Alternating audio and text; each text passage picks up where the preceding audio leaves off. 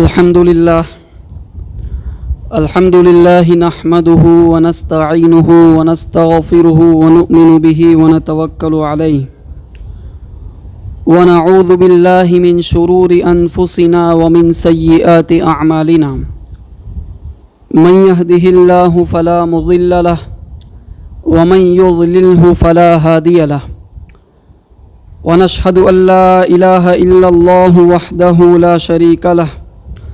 ونشهد أن سيدنا وسندنا ومولانا محمدا عبده ورسوله صلی اللہ تبارک મારી માં બહેનોને નમ્ર વિનંતી કરવામાં આવે છે કે ખામોશી ઇખ્તિયાર કરે. શાંતિથી હોભળો, બયાન ચાલુ થઈ ગયું. وذرياته وأهل بيته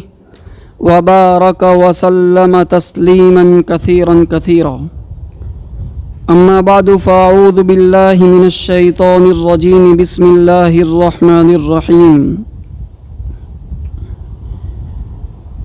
الرجال قوامون على النساء بما فضل الله بعضهم على بعض فالصالحات قانتات حافظات للغيب بما حفظ الله.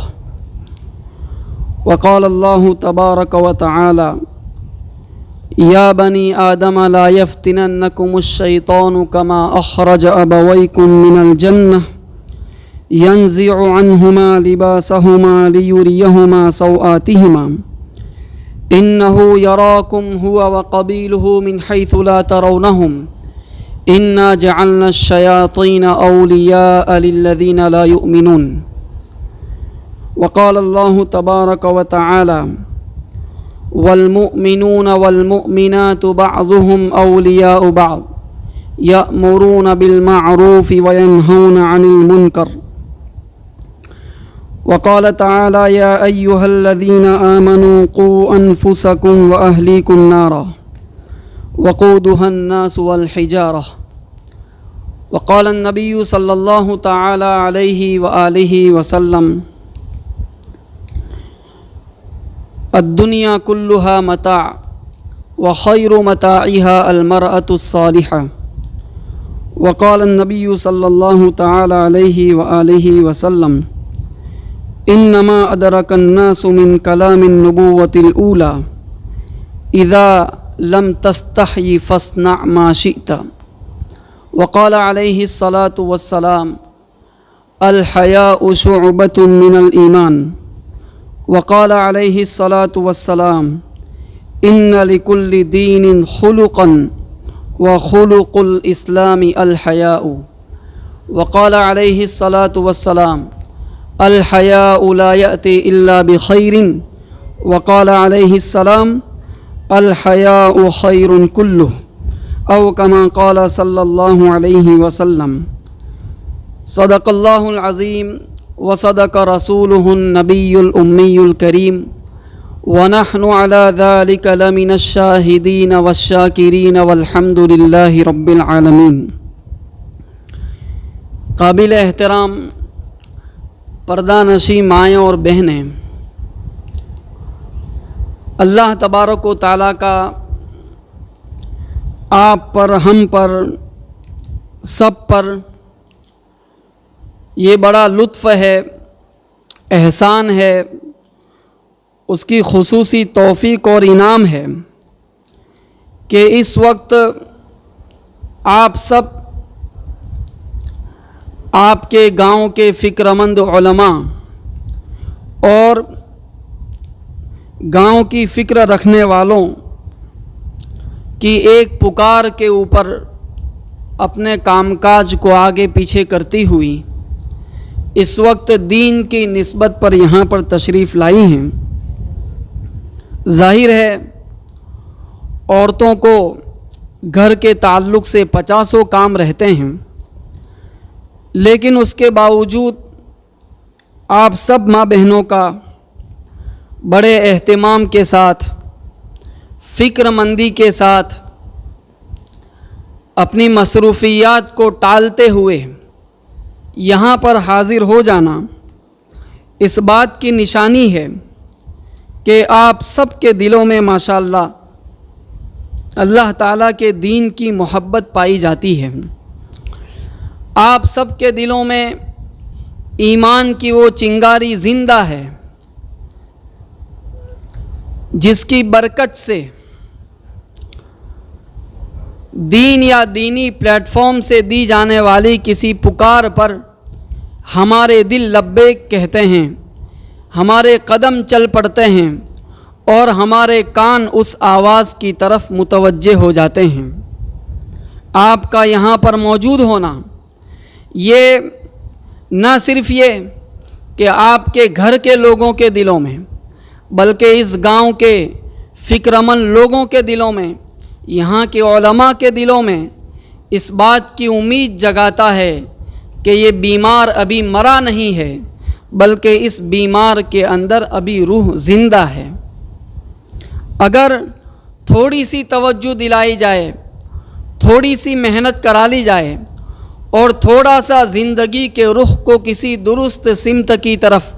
کسی درست دشا کی طرف پھیر دیا جائے تو یقیناً انہی ماں بہنوں کے اندر اتنا بڑا انقلاب لایا جا سکتا ہے، اتنا بڑا پریورتن لایا جا سکتا ہے کہ آپ کا یہ گاؤں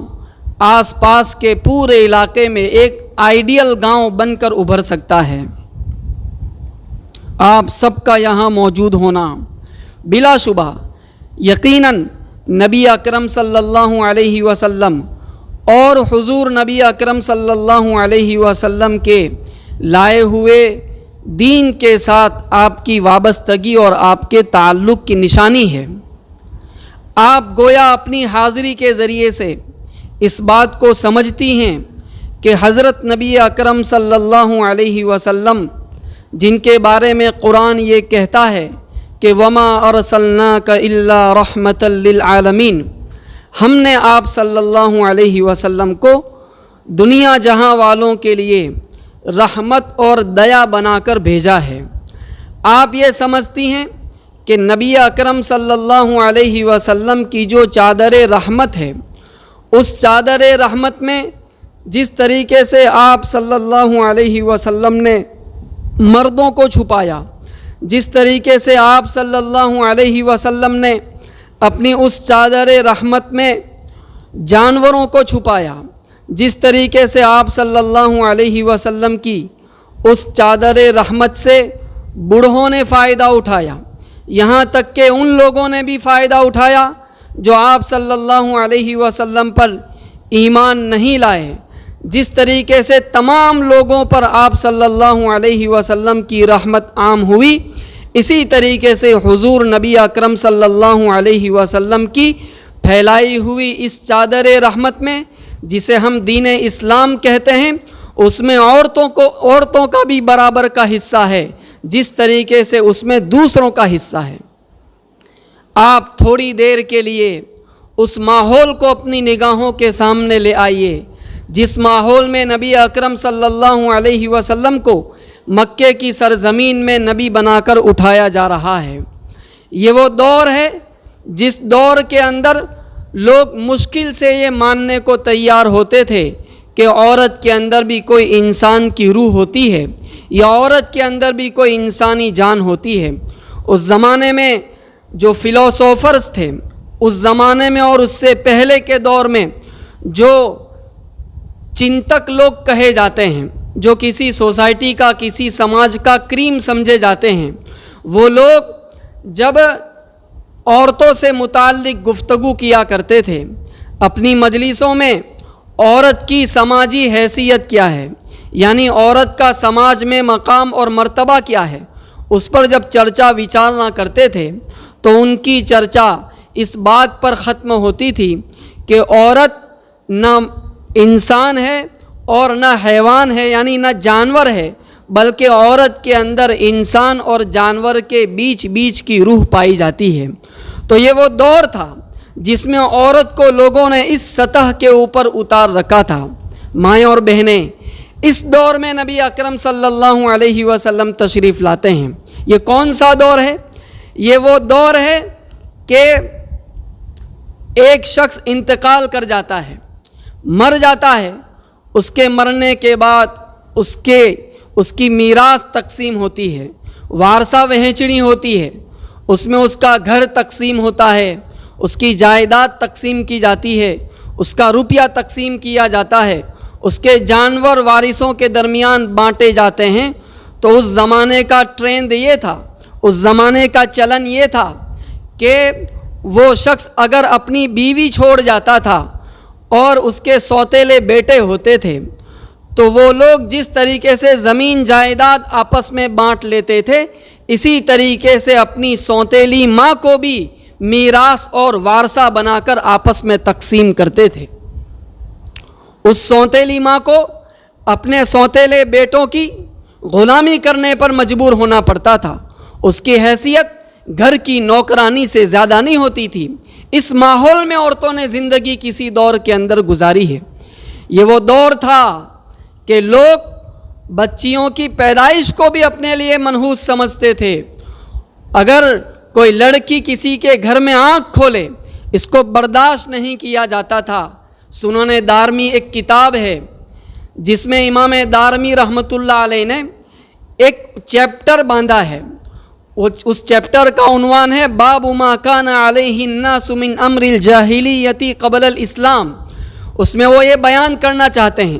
کہ نبی اکرم صلی اللہ علیہ وسلم کے تشریف لانے سے پہلے یہاں کی سچویشن کیا تھی، یہاں کی خاص طور پر عرب کی پرستھتی کیا تھی، اس کو بیان کرتے ہوئے یہ واقعہ نقل کرتے ہیں کہ ایک صاحب نبی اکرم صلی اللہ علیہ وسلم کی خدمت میں حاضر ہوئے، وہ ایمان لا چکے تھے، وہ خود اپنے زمانے جاہلیت کا واقعہ بیان کرتے ہیں کہ یا رسول اللہ، میری اہلیہ، میری بیوی امید سے تھی، حمل سے تھی، مجھے سفر میں جانے کا اتفاق ہو گیا، میں نے اپنی بیوی سے کہا کہ میں اپنے یہاں لڑکی کی پیدائش کو گوارا نہیں کر سکتا،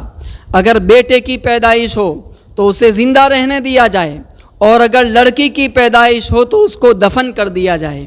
یہ کہہ کر میں تو سفر میں روانہ ہو گیا۔ اب ادھر کیا ہوتا ہے، یہاں خدا کا کرنا یہ کہ بیٹی کی پیدائش ہوتی ہے، ماں آخر ماں ہوتی ہے، وہ خود اپنے ہاتھ سے اس معصوم جان کو مٹی کے حوالے کیسے کر سکتی تھی؟ اس نے اسے زندہ رہنے دیا، بیٹی بڑھنے لگی، بڑی ہوئی، ایک مدت کے بعد یہ صاحب جو واقعہ سنا رہے ہیں وہ کہتے ہیں کہ میں لوٹا تو بیوی نے یہ کہا کہ یہ ہمارے پڑوسی کی بیٹی ہے، ہمارے یہاں جو بیٹی ہوئی تھی اسے تو میں نے دفن کر دیا، لیکن یہ پڑوسی کی بیٹی ہے، زیادہ تر میرے ساتھ گھل مل گئی ہے، اس لیے ہمارے یہاں رہتی ہے۔ یہ کہہ کر وقتی طور پر اس نے شوہر کو منا لیا۔ دن گزرتے گئے اور اس بیٹی کے ساتھ اس کے باپ کا دل بھی ملتا گیا، یہاں تک کہ بیوی نے یہ محسوس کیا کہ اب میرے شوہر کا دل بیٹی کے بارے میں نرم ہو چکا ہے، اب میں اگر اس راز کو کھول دوں، اس کو ڈسکلوز کر دوں تو شاید میرے شوہر کے دل میں رحم پیدا ہو جانے کی وجہ سے وہ بیٹی کو زندہ دفن نہیں کرے گا۔ اس نے ظاہر کر دیا کہ ہمارے یہاں جو بیٹی پیدا ہوئی تھی وہ یہی بیٹی ہے۔ وہ سن کر رہ گیا۔ دوسرے دن صبح ہوتی ہے، شوہر اپنے ہاتھ کے اندر کدال لیتا ہے، اپنی بیٹی کو اپنے ساتھ کرتا ہے اور اس کا ہاتھ پکڑ کر اسے بستی سے باہر جنگل بیابان میں لے جاتا ہے اور وہاں جا کر ایک گھڑا کھودنے لگتا ہے جسے گجراتی میں کھاڑو کہتے ہیں۔ اور گھڑا کھودتے کھودتے جب وہ اچھا خاصا کھد جاتا ہے، اب وہ گھڑا کھود رہا ہے، اس کے کپڑوں کے اوپر دھول اڑ رہی ہے، یہ بیٹی اس کی دھول صاف کرتی ہے، اپنے باپ کی پیشانی سے پسینہ پوچھتی ہے اور تعجب کی نگاہوں سے ٹکٹکی باندھ کر باپ کو دیکھ رہی ہے کہ میرا باپ کر کیا رہا ہے۔ ہوتا یہ ہے کہ جب وہ گھڑا اچھا خاصا کھد جاتا ہے، وہ ظالم باپ،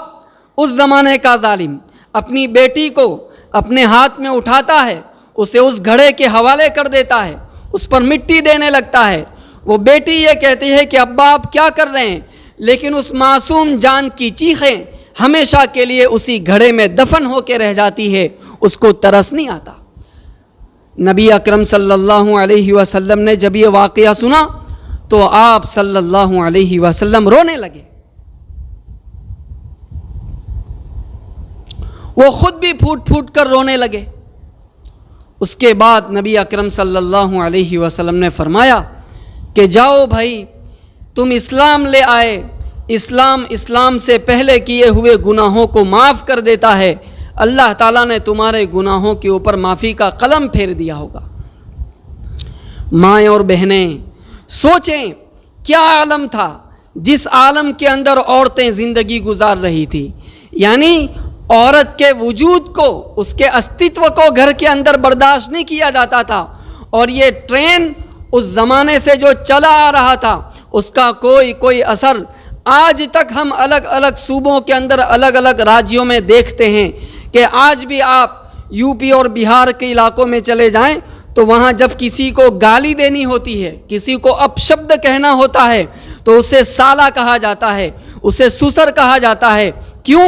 کیونکہ کسی کا سالہ بننا یہ عار کی بات ہے، یہ ذلت کی بات سمجھی جاتی ہے، اور کسی کا سسر بننا، سسر اس وقت بنے گا جب کہ گھر میں بیٹی ہوگی، تو سسر بننا یہ گویا گالی سمجھی جاتی ہے۔ یہ اس زمانے کے اثرات ہیں جو اس دور تک چلے آتے ہیں۔ اس کو قرآن کریم نے نبی اکرم صلی اللہ علیہ وسلم کے واسطے سے ختم کیا۔ اعلان آیا وَإِذَا الْمَوْءُودَةُ سُئِلَتْ بِأَيِّ ذَنبٍ قُتِلَتْ، یاد کرو اس وقت کو جب کہ جن بچیوں کو زندہ رہنے کا موقع نہیں دیا گیا، ان کو زندہ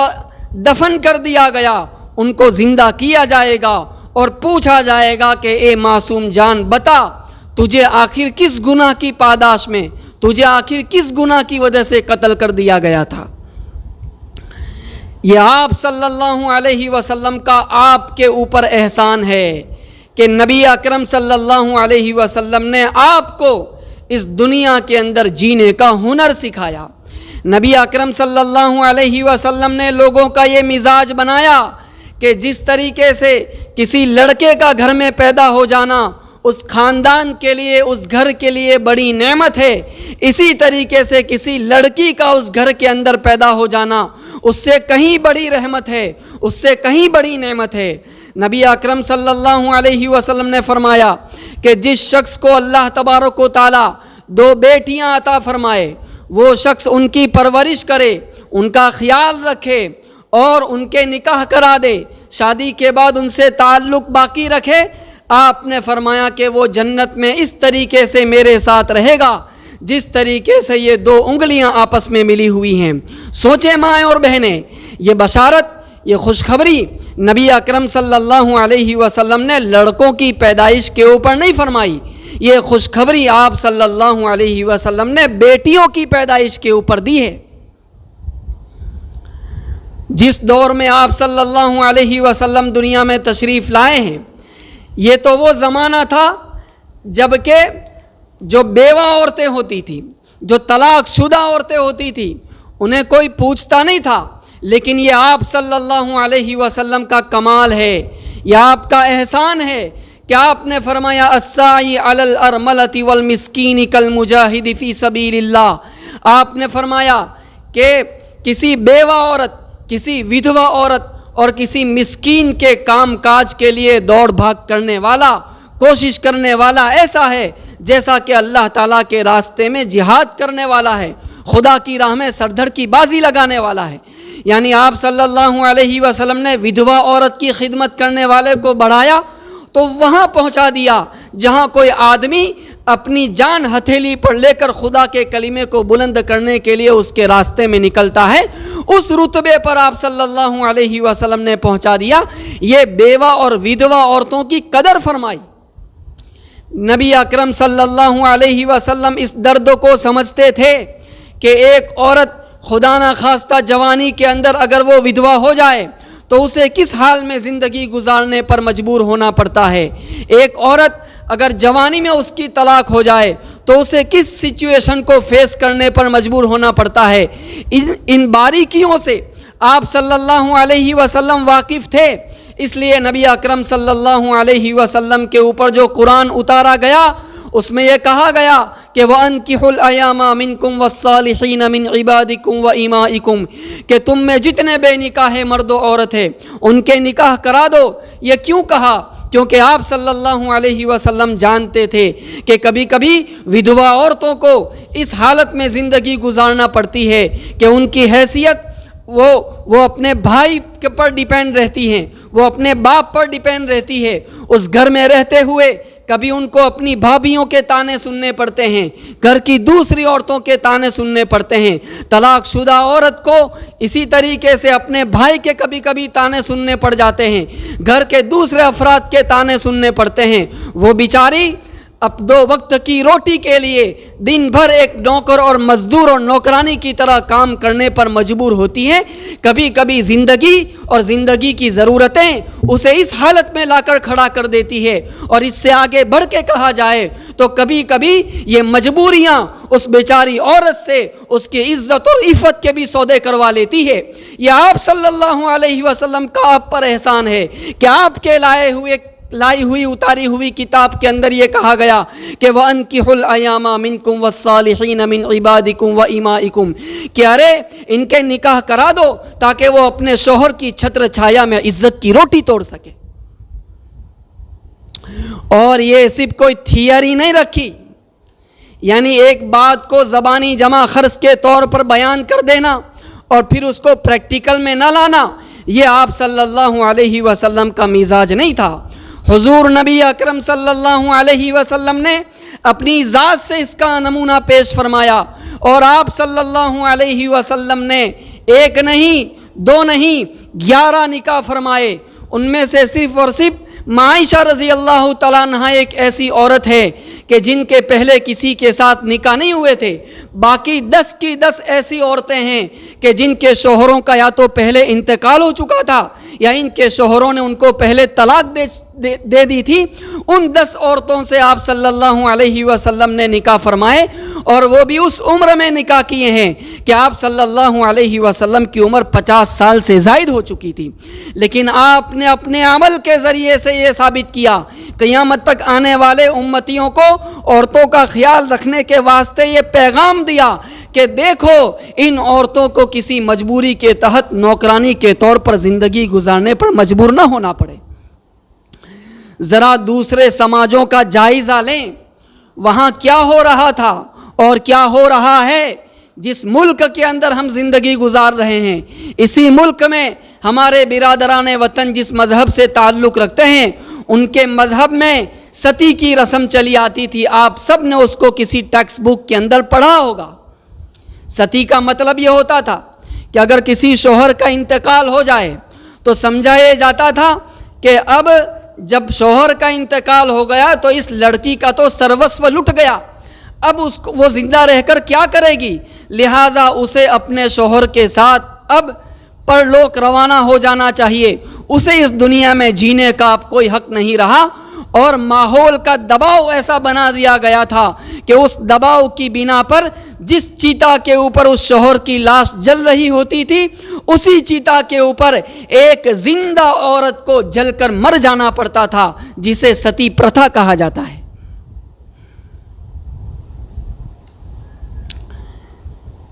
تو وہاں شوہر کے انتقال کے بعد یہ سمجھا جاتا تھا کہ زندگی کے سارے دروازے بند ہو چکے، لیکن یہ آپ صلی اللہ علیہ وسلم کا احسان ہے کہ حضور نے ان دروازوں کو کھولا۔ ہمارے ایک استاد ہیں جو اپنی والدہ کے علاج کے لیے کسی اسپتال میں رکے ہوئے تھے، تو پڑوس کے اندر ایک بالکل نان مسلم ینگ نوجوان تھا جو بیمار تھا، اس کا علاج چل رہا تھا۔ یہ جس طریقے سے اپنی والدہ کا خیال رکھتے تھے، اسی طریقے سے پڑوس میں کبھی کبھی اس کی خبر معلوم کرنے کے لیے جاتے رہتے تھے۔ چند دنوں کے بعد ایسا ہوا کہ وہ لڑکا ایکسپائر ہو گیا، تو وہ تسلی دینے کے لیے پہنچے۔ دیکھتے ہیں کہ اس کا باپ رو رہا ہے، اس کا بھائی اور گھر والے رو رہے ہیں، اس سے کہیں زیادہ وہ جو لڑکا ایکسپائر ہو گیا ہے اس کے سسر اور اس کا سالہ اس سے کہیں زیادہ رو رہا ہے۔ ان کو بڑا تعجب ہوا، انہوں نے تسلی دی، اور تسلی دینے کے بعد کہا کہ بھائی کیا بات ہے، آپ پر ان کے مرنے کا کچھ زیادہ ہی غم سوار ہے۔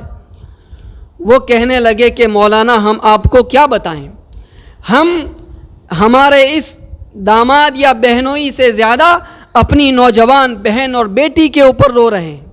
اس لیے کہ ہمارے اس داماد کا انتقال ہو چکا۔ اب ہمارے یہاں پرتھا یہ ہے کہ ہمارے سماج میں عورت کی دوسری شادی کو بہت برا سمجھا جاتا ہے، تو اب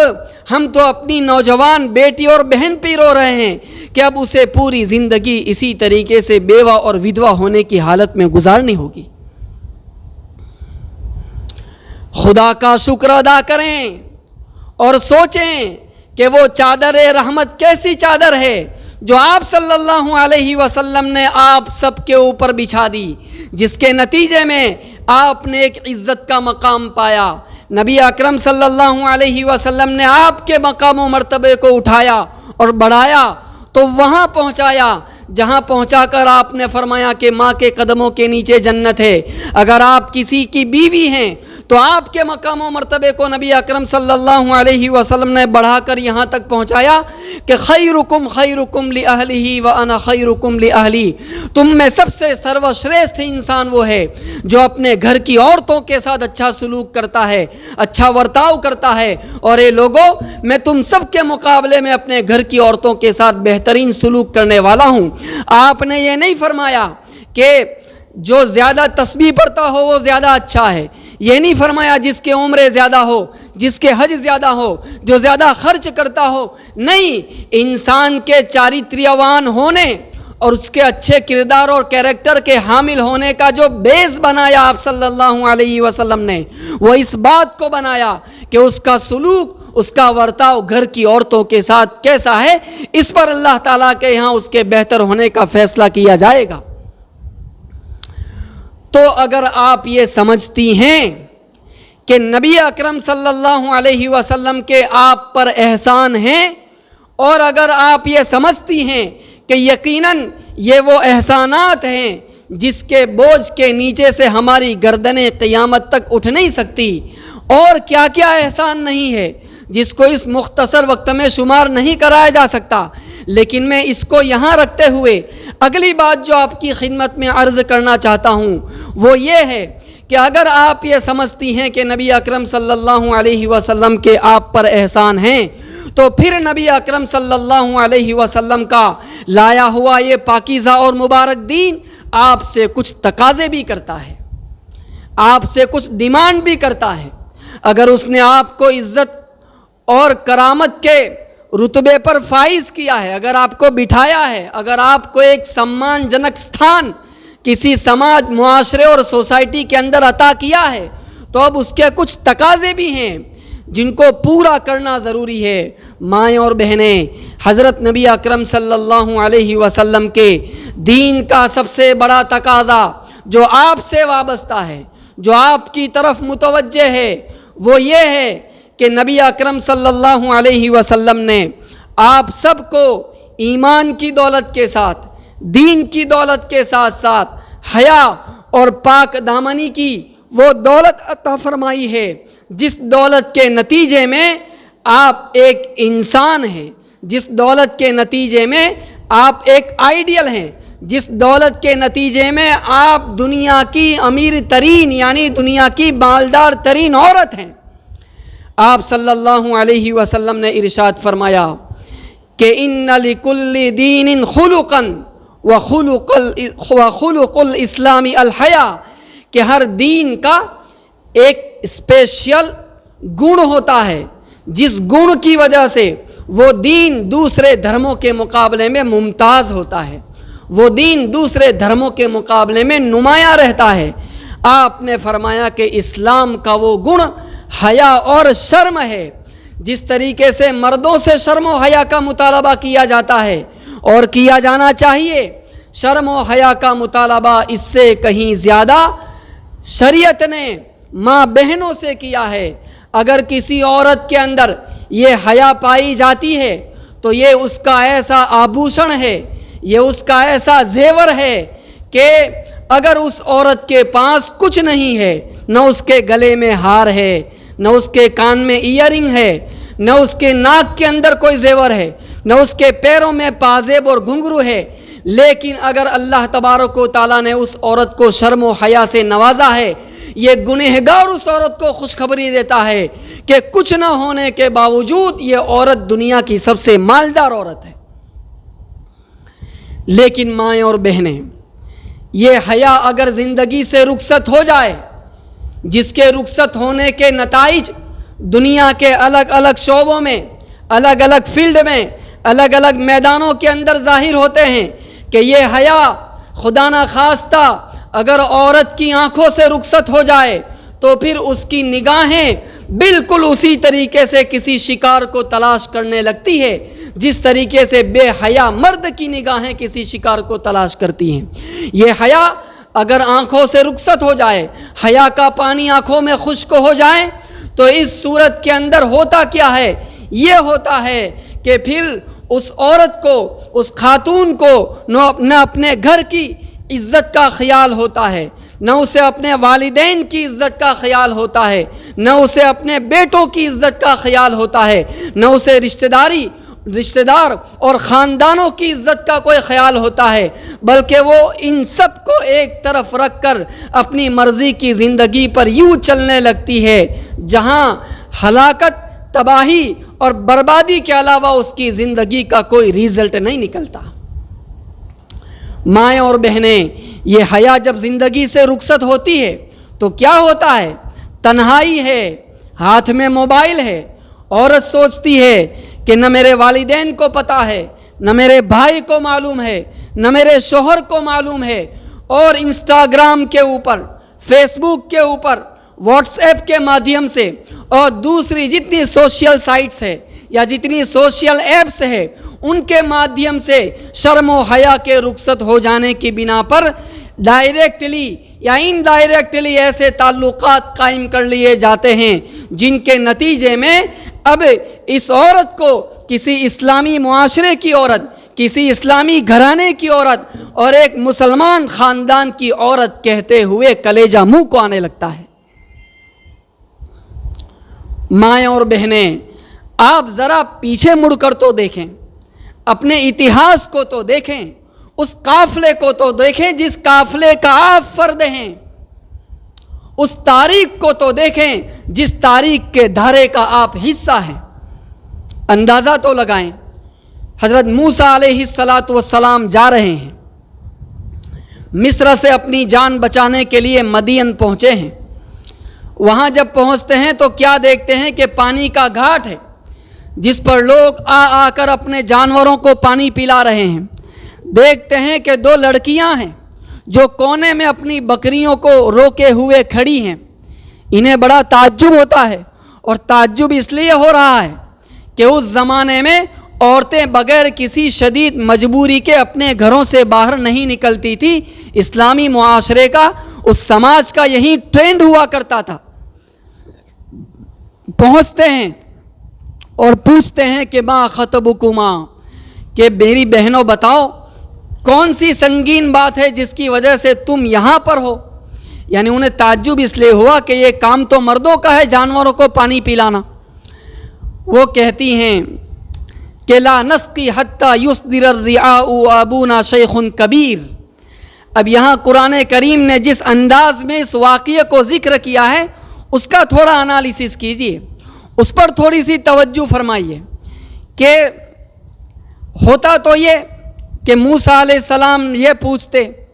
कि क्या बात है, वो जवाब देती कि हम लोग यहाँ पानी पिलाने आई हैं।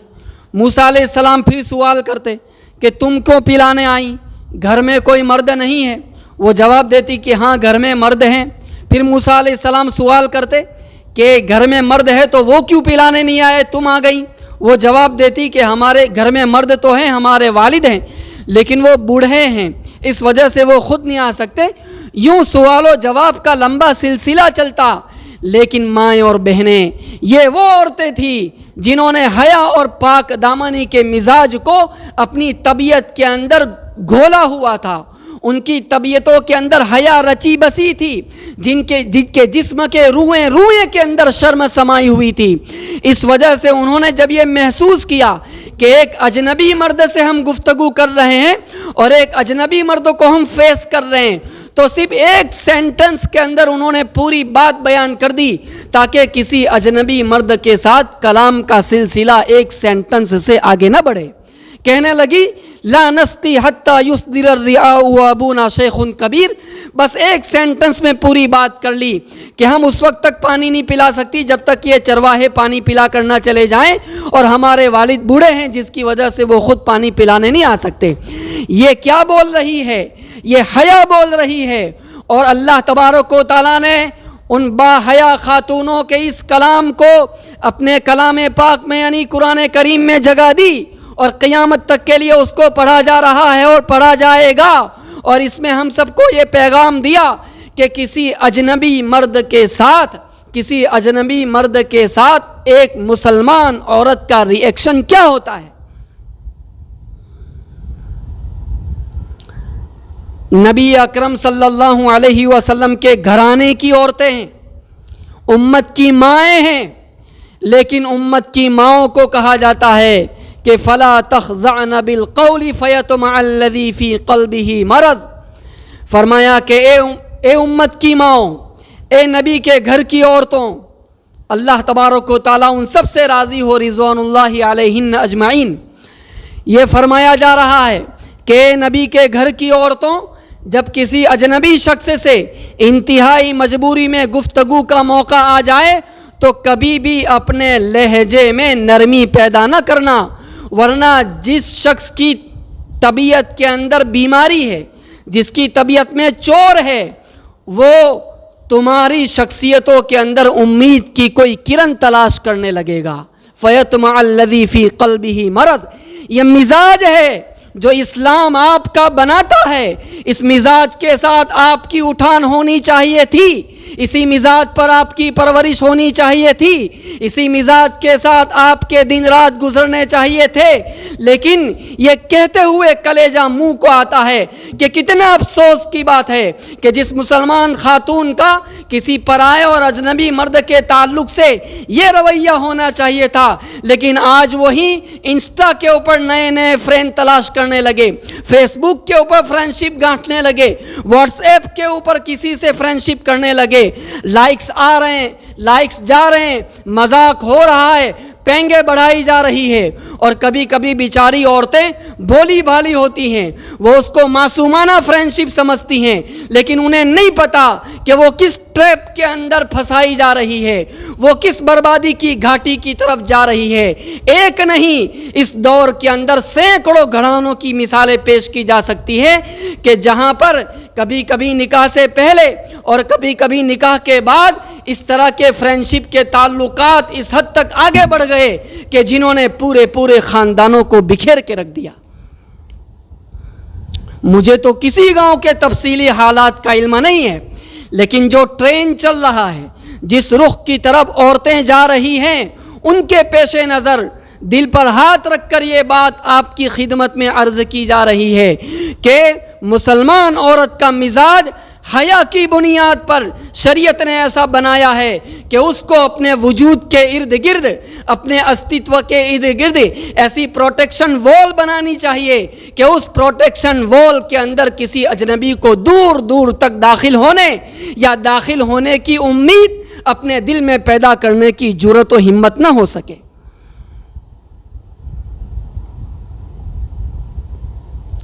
یہ کتنا افسوس کی بات ہوگی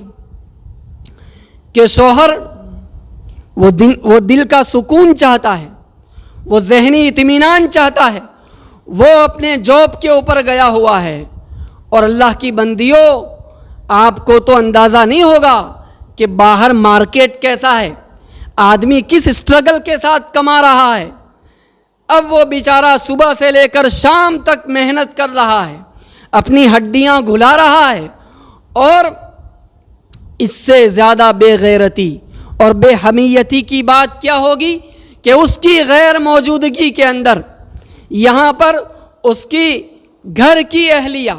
اس کی بیوی کسی اور کے ساتھ نعوذ باللہ ثم نعوذ باللہ کوئی فرینڈشپ قائم کر لے. یہ کتنی بے غیرتی کی بات ہوگی. ظاہر ہے قرآن نے اسی لیے تو کہا کہ فالصالحات قانتات حافظات للغیب بما حفظ اللہ, کہ جو نیک عورتیں ہوتی ہیں وہ کیسی ہوتی ہیں, وہ عورتیں اپنے شوہروں کی بات ماننے والی ہوتی ہیں. اور اس سے آگے بڑھ کے کہا کہ حافظات للغیب, وہ शौहर की गैर मौजूदगी में हिफाजत करने वाली होती हैं। किस चीज़ की हिफाजत करती हैं? नंबर 1, शौहर के माल की हिफाजत करती हैं, उसे ज़ाय नहीं करती। पड़ोस के घर में नया सोफ़ा आ गया तो हमारे घर में भी नया आना चाहिए। पड़ोस वाले 200 लीटर वाला फ्रीज ले आए, हमारे घर में 165 लीटर वाला क्यों है? पड़ोस वाले नया किचन सेट ले आए, हमारे घर के अंदर भी नया किचन सेट आना चाहिए। शौहर ने बेचारे ने अभी घर में कदम नहीं रखा कि एक नई फरमाइश जारी हो जाती है, उसके माल को बेदर्दी के साथ इस्तेमाल करना। अल्लाह की बंदियों, ज़रा अंदाज़ा तो लगाएं कि बाहर वो किस सिचुएशन को फेस कर रहा है। अरे आपको नहीं मालूम, कोई बेचारा रिक्शा चलाता है, कोई लारी खींचता है, ठेला खींचता है, कोई अपने बॉस की गालियां सुनता है, कोई 8-8, 10-10 घंटे काउंटर पर खड़ा रहता है। ओ अल्लाह की बंदी, शाम तक उसकी हड्डियों का चूरा हो जाता है,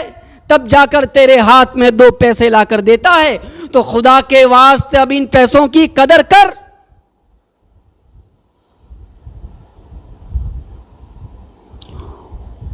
उसे उड़ा देना और हर नई आने वाली फैशन का इस्तेकबाल करना, उसको वेलकम करना। बस गांव में, गांव के किसी कोने में शादी हो, किसी मोहल्ले में शादी हो, रिश्तेदारी हो या न हो, लेकिन हर शादी के लिए एक नया ड्रेस चाहिए, हर शादी के लिए एक नया सैंडल चाहिए, हर शादी के लिए एक नए ब्यूटी पार्लर की मुलाकात, हर शादी के लिए एक नई हेयर स्टाइल। और अल्लाह की बंदियों, ये समाज को कहाँ ले जाया जा रहा है? हर नई शादी के अंदर, हर बेगानी शादी में अब्दुल्ला दीवाना, ये कहाँ का मिजाज है जो हमने अपने अंदर पैदा कर लिया है? अरे अपने भाइयों के माल की कदर करें, अपने शोहरों के माल की कदर करें, अपने वालिद की मेहनत मजदूरी की कदर करें। और इससे आगे बढ़कर मैं आपकी खिदमत में क्या अर्ज करूं कि इन सारे फैशनेबल ड्रेसेस पहनने के बाद फिर बड़ी बेपर्दगी के साथ, तमतराक के साथ निकलना, सेल्फियां लेना, फिर उसको स्टेटस पर रखना, उसको प्रोफाइल पर रखना, इससे आगे बढ़कर फिर उसकी रील बनाना, उसको चलता करना, उसकी वीडियोग्राफी करना और पूरी दुनिया को ये अपना हुस्न दिखाते फिरना। हाय, हमारी गैरत को, हमारी हया को और हमारी शर्म को किसकी नज़र लग गई है? मुसलमान औरत तो ऐसी होती थी कि साल हा साल गुजर जाते थे, उसके बालों की एक लत देखने को अजनबी तरस जाते थे।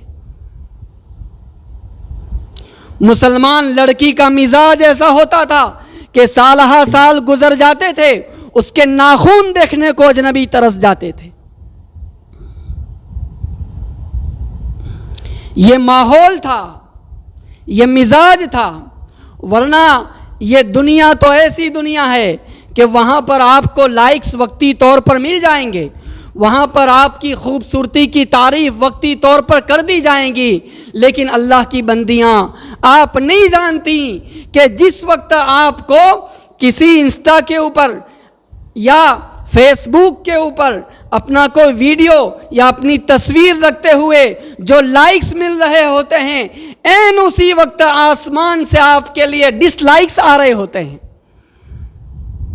ये डिसलाइक्स फरिश्तों के होते हैं, ये अल्लाह तबारक व तआला की बारगाहों से आते हैं। ये फिटकार के तीर होते हैं जो उस बंदी के ऊपर बरसाए जाते हैं जिस बंदी ने अपनी हया की चादर को एक तरफ निकाल कर रख छोड़ा है। एक कोहराम ऊपर की दुनिया में मच जाता है, उस औरत की जिंदगी से बरकतें खत्म कर दी जाती हैं। यहाँ वक्ती तौर पर चंद लोगों ने हुस्न की तारीफ कर दी, आपकी रखी हुई रील की तारीफ कर दी, लेकिन आपको एहसास नहीं है कि बाद में चलकर उस पर कैसे कमेंट्स होते हैं। ये तस्वीरें जब दूसरे ग्रुप्स में पहुंचती है, स्क्रीनशॉट्स लेकर जब उसको आगे शेयर किया जाता है और एक ऐसे सर्कल में वो तस्वीरें दाखिल होती है जिनका ताल्लुक हमारी आस्था से नहीं है, जिनका ताल्लुक हमारे मजहब से नहीं है, वहां पहुंचकर फिर ऐसे ऐसे कमेंट्स आपके ऊपर पास किए जाते हैं जिन्हें पढ़कर आपके घर के लोगों का दिल दुखता है। आपका भाई किसी को मुंह दिखाने के काबिल नहीं रहता, آپ کے والد کسی کو منہ دکھانے کے قابل نہیں رہتے.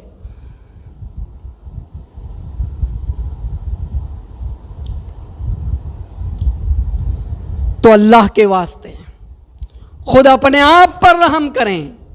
اس سماج پر رحم کریں جس کا آپ حصہ ہیں. سوچیں, ایک زمانہ ایسا تھا, اور میں کہہ سکتا ہوں کہ اپنی کم عمری کے باوجود ہم نے بچپن کے اندر وہ دور دیکھا ہے کہ کسی شادی کے اندر اگر کوئی عورت میک اپ کر کے آتی تھی تو مجھے اچھی طریقے سے یاد ہے کہ ہماری والدہ اور بہنیں جب گھر میں آتی تھیں تو بہت برائی کے ساتھ اس کا تذکرہ کرتی تھی کہ اچھا فلاں نے گھر کی لڑکی تو آج میک اپ کر کے آئی تھی. یعنی پورے سماج میں اس کو برائی کی نظر سے دیکھا جاتا تھا, اس کو پسند نہیں کیا جاتا تھا. یہاں تک کہ مجھے یہ بھی اچھی طرح یاد ہے کہ اگر کسی شادی کے اندر کوئی لڑکی اپنے بال کھول کر شریک ہوتی تھی اس کا بھی نوٹس لیا جاتا تھا, اور بڑی بوڑھی عورتیں کہتی تھی کہ اس گھر کی لڑکی آج بال کھول کر آئی تھی. اگر کسی لڑکی کا دوپٹہ سرکا ہوا ہوتا تھا شادیوں کے اندر اس کا نوٹس لیا جاتا تھا. لیکن آپ دیکھیں کہ کسی دوسری قوم کی تقلید یعنی ان کے انوسرن نے, ان کے انوکرن نے ہمیں کس میدان میں لا کر کھڑا کر دیا کہ وہ ساری کی ساری قیدیں ختم ہوتی چلی گئیں, اور وہ سارا رکھ رکھاؤ اور ہمارے اپنے کلچر کی جو اسپیشلٹیز تھی وہ سب کی سب ڈسکنیکٹ ہوتی گئیں, وہ سب کی سب ڈسکلوز ہوتی گئیں, اور ہم ایک دوسرے کلچر میں اس طریقے سے داخل ہو چکے کہ یہ سب آج ٹرین بن چکا ہے. اور اس حد تک ٹرین بن چکا ہے کہ آج اگر کوئی خاتون بیچاری پردے میں رہنا چاہتی ہیں, شادی میں سادگی کے ساتھ شرکت کرنا چاہتی ہیں, تو اس کو تانا دیا جاتا ہے کہ یہ تو زیادہ صوفی بن گئی ہیں, اور یہ تو رابعہ بصریہ کی بہن بننا چاہتی ہیں. کتنے افسوس کی بات ہے, جنو کا نام خیرت رکھ دیا, خیرت کا نام جنو, جو آپ کا حسن کرشمہ ساز کرے. اس دور کا ہر کام الٹا نظر آتا ہے, مجنو نظر آتی ہے, لیلا نظر آتا ہے. یہ کون سی سچویشن ہے جس میں ہم نے سماج کو پہنچا دیا. اور یہ بھی یاد رکھنا چاہیے کہ ناستکتا اور اس طریقے سے اپنے مذہب کو چھوڑ کر کسی دوسرے مذہب میں داخل ہو جانا, یہ چیز کسی قوم میں آتی ہے تو ایک دن میں نہیں آتی, ایک سال میں نہیں آتی, چند سالوں میں نہیں آتی, بہت سالوں میں جا کر اس کا سفر مکمل ہوتا ہے. کسی زمانے میں صرف بال کھلے رکھنے پر تنقید ہوتی تھی اور اس کو برا سمجھا جاتا تھا, وہ چیز آج ختم ہوئی. آج جس طرح کے لباس پہن کر اس وقت تو عورتیں شادیوں کے اندر شرکت کر رہی ہیں, اللہ کی بندیوں تھوڑی دیر کے لیے سوچو کہ آنے والی نسل کون سے اسٹیج کے اوپر جائے گی. آپ کی گود میں پلنے والی اولاد, بلکہ اس سے ایک قدم آگے بڑھ کر کہوں تو آپ کی کوکھ میں اور آپ کے رحم میں پلنے والی اولاد آج آپ سے پوچھ رہی ہے کہ تم لوگ ہمیں کس حال میں دنیا میں لاؤ گے. کیا تم ہمیں اس حال میں دنیا میں لاؤ گے کہ بے حیائی کا یہ تھپا پیدائش کے ساتھ ہی ہمارے ماتھے کے اوپر لگا ہوا ہوگا. اس لیے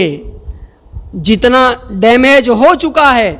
بس اس ڈیمیج پر اب کنٹرول کرنے کی ضرورت ہے, اس پر بند باندھنے کی ضرورت ہے. اور ایسا نہیں ہے کہ یہ سب چیزیں امپاسبل ہے, نہیں پاسبل ہے. میں آپ کی خدمت میں کیا عرض کروں, ایسی قومیں ہیں کہ ان قوموں کے اندر بڑے بڑے مشنوں کے لیے وہاں پر مرد نہیں عورتوں نے اپنی زندگیاں وقف کر دی ہیں. مائیں اور بہنیں,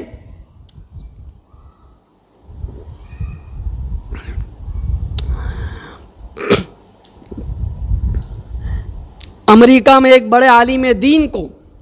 جانے کا اتفاق ہوا تو وہاں پر عیسائیت یعنی کرسچینٹی کی تبلیغ کے لیے جو تنظیمیں کام کرتی ہیں, جو دعوتی مشن کام کرتے ہیں, اس کے ایک سینٹر پر انہیں جانے کا اتفاق ہوا, موقع ملا. تو وہ وہاں کا حال بیان کرتے ہیں کہ وہاں پر بالکل نوجوان لڑکے اور لڑکیاں جو اسکول کالجز اور یونیورسٹیز میں پڑھے ہوئے اور بڑے گھرانے کے لوگ, ایڈوانس کلچر کے لوگ, وہ اپنی زندگی کی جس فیسیلیٹی کو برتنا چاہیں ان کے لیے راستے کھلے ہوئے, روپیوں کی ریل پیل, لیکن ایسے گھرانوں کی بچیاں وہاں اس طریقے سے تیار کی جاتی ہیں کہ جب انہیں کہا جاتا ہے کہ تمہیں عیسائیت اور کرسچینٹی کو پھیلانے کے لیے افریقہ کے جنگلوں میں جانا ہے، زامبیا کے جنگلوں میں جانا ہے اور دوسرے غریب ملکوں میں جانا ہے جہاں پانی کا ٹھکانہ نہیں، جہاں بجلی کا ٹھکانہ نہیں، جہاں زندگی کی بیسک نیسیسریز جنہیں پراتھمک ضروریات کہا جاتا ہے وہ ضرورتیں بھی جہاں پوری نہیں ہوتی، تو میں ان علاقوں میں جا کر کرسچینٹی کی تبلیغ کرنی ہے۔ وہ عورتیں تیار ہوتی ہیں، ان علاقوں میں جاتی ہیں، تمام مصیبتیں برداشت کرتی ہیں، فاقے جھیلتی ہیں اور وہاں کا گندا پانی جو فلٹر نہیں ہوتا وہ پانی پینے پر مجبور ہوتی ہے، اس کا زخم بھی وہ اٹھاتی ہیں، لیکن پورے علاقوں کو کرسچینٹی کے اندر، عیسائیت کے اندر تبدیل کر کے رکھ دیتی ہے، اور یہ عورتیں کر رہی ہے۔ ہمارے ایک دوست جو بارباڈوس میں تھے وہ مجھے اپنا واقعہ کہتے ہیں کہ میں اپنے روم پر بیٹھا ہوا تھا اور ایک نوجوان لڑکا اور لڑکی آتے ہیں اور مجھے بلاتے ہیں اور میری تشکیل کرتے ہیں کہ تم عیسائی ہو جاؤ۔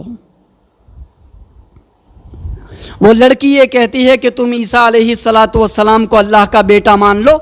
تو تمہاری نجات ہو جائے گی، تمہارا چھٹکارا ہو جائے گا۔ سوچیں کہ وہ نقلی مال ہے، لیکن اس نقلی مال کو اگر اس قوم اور اس سماج کی عورتوں نے اپنے دل کے اوپر لیا، وہ نقلی مال اپنا مارکیٹ کے اندر کھپا رہے ہیں، لوگوں کو عیسائی بنا رہے ہیں۔ آپ ناگالینڈ چلے جائیں، آسام کے علاقوں میں چلے جائیں، تریپورہ چلے جائیں، یہ وہ علاقے تھے، ایسے درگم پہاڑ تھے، ایسے جنگل وستار تھے کہ وہاں جانا اپنی موت کو دعوت دینا تھا۔ وہاں کے جنگلی اور جاہل آدیواسی ایسے تھے کہ باہر سے آنے والے لوگوں کو اپنے تیروں کا نشان بناتے تھے، لیکن یہ عیسائیت کی تبلیغ کرنے والے مرد اور عورتیں وہاں پہنچے، ان جنگلوں کا انہوں نے رخ کیا۔ آج آپ جا کر دیکھیں تو کئی سالوں کی محنت کے بعد آج وہاں کی میجورٹی، یعنی اس صوبے کی میجورٹی آج کرسچن ہے۔ یہ کیسے ممکن ہوا کہ وہاں کی عورتوں نے اپنے دل کے اوپر ایک مشن لیا، ایک مہم کو انہوں نے اپنے کاندھوں کے اوپر اوڑھا اور اٹھایا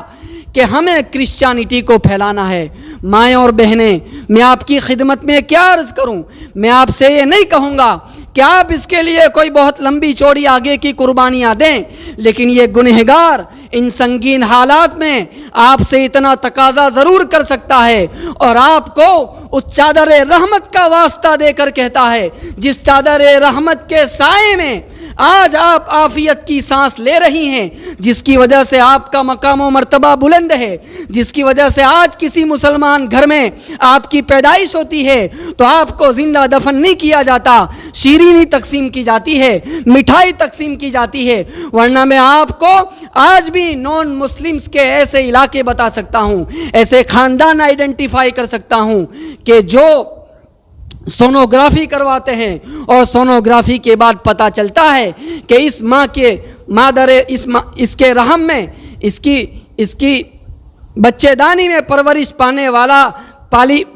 پانے والی جو جان ہے وہ مرد نہیں بلکہ عورت ہے، تو ایبوشن کرا دیا جاتا ہے، اس حمل کو ساکت کر دیا جاتا ہے۔ آج بھی وہ ٹرین چلا آتا ہے۔ اگر آپ یہ سمجھتی ہیں کہ اسلام کا ہم پر احسان ہے کہ اس نے ہمارے ماں باپ کو یہ موقع دیا کہ وہ جس طریقے سے لڑکوں پر خوشیاں منائیں، اسی طریقے سے ہمارے استتو پر اور ہمارے وجود کے اوپر بھی خوشیاں منائیں، اس کا واسطہ دے کر میں آپ کی خدمت میں عرض کرتا ہوں کہ اگر آپ میں سے چند بہنیں تیار ہو جائیں کہ ہم اس گاؤں سے بے حیائی کا خاتمہ کر کے رہیں گے، اس گاؤں کی شادیوں کو ہم ایسا بنا کر رہیں گے کہ یہاں کسی شادی کے اندر محلے کے ایک سرے سے دوسرے سرے تک چلے جاؤ، کوئی بے پردہ عورت نظر نہیں آئے گی، کوئی میک اپ والی خاتون نظر نہیں آئے گی، کوئی بے حیائی کا لباس پہنی ہوئی عورت نظر نہیں آئے گی۔ اگر چند پڑھی لکھی اور سمجھدار اور غم رکھنے والی،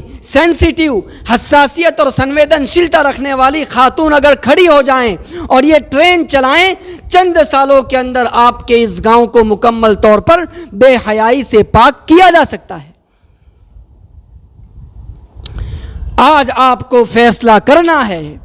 کہ کیا آپ کو آئندہ آنے والی نسلیں इसी बेहयाई के साथ इस दुनिया में लानी है, जिसके नतीजे में कहीं ऐसा ना हो कि आज तो कम से कम ज़बानी जमा खर्च के तौर पर ला इलाहा इल्लल्लाह मुहम्मद रसूलुल्लाह हमारे ज़बानों का हिस्सा है और उसकी कोई रमक हमारे दिलों में भी है, लेकिन ये बेहयाई का सिलसिला आगे बढ़ा, अजनबियों के साथ ताल्लुकात का ये सिलसिला, और इससे आगे बढ़ के विधर्मियों के साथ ताल्लुकात का ये सिलसिला आगे बढ़ता रहा, तो कहीं ऐसा ना हो कि आइंदा आने वाली नस्लें उस ज़ाहिरी कलीमे से भी महरूमी का दाग उठाने पे मजबूर हो जाएं। तो देखें, आज आपको इतिहास ने एक टर्निंग पॉइंट पर लाकर खड़ा कर दिया है। आज फैसला करने का दिन है। आप आज फैसला लेकर उठें कि आपको आइंदा नस्लों को किस रुख पे ले जाना है, आइंदा आने वाली पीढ़ियों को किस सिमत ले जाना है, उन्हें कौन सी जिंदगी की तरफ आगे बढ़ाना है, उसका फैसला करने का इख्तियार आज अल्लाह ने आपको दिया है। और कभी कभी ऐसा होता है कि इतिहास कौमों को एक ऐसे टर्निंग पॉइंट पर लाकर खड़ा कर देता है कि उस कौम के लोग, उस कौम के मर्द और उस कौम की औरतें अगर संजीदगी बताएं, अगर थोड़ा सा अपने ऊपर जब्त कर लें, अगर थोड़ा सा अपने ऊपर कंट्रोल कर लें, तो उनके ज़रिए से अल्लाह बहुत बड़े काम भी ले लेता है और अगली नस्लें उनकी गोद में संभल जाती है। वो अगलों के दीन और ईमान की हिफाजत का सामान कर जाते हैं।